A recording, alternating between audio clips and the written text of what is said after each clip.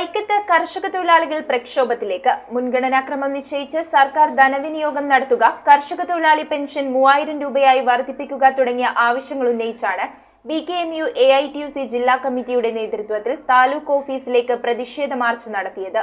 മാർച്ചിന്റെ ഉദ്ഘാടനം BKMU സംസ്ഥാന secretary John V Joseph നിർവഹിച്ചു. പി സുഗതന്റെ അധ്യക്ഷതയിലാണ് വൈക്കം താലൂക്ക് ഓഫീസിലേക്ക് മാർച്ചും ധർണയും നടത്തിയത്. കർഷക ക്ഷേമനിധി ആനുകൂല്യങ്ങളുടെ കുടിശ്ശിക വിതരണം ചെയ്യാൻ 500 കോടി രൂപ അനുവദിക്കുക, മുൻഗണനാക്രമം നിശ്ചയിച്ച് സർക്കാർ ധനവിനിയോഗം നടത്തുക, കർഷക തൊഴിലാളി പെൻഷൻ 3000 രൂപയായി വർദ്ധിപ്പിക്കുക തുടങ്ങിയ ആവശ്യങ്ങൾ ഉന്നയിച്ച് BKMU AITUC ജില്ലാ കമ്മിറ്റികളുടെ നേതൃത്വത്തിൽ നടത്തിയ ധർണ BKMU സംസ്ഥാന സെക്രട്ടറി ജോൺ വി ജോസഫ് ഉദ്ഘാടനം ചെയ്തു.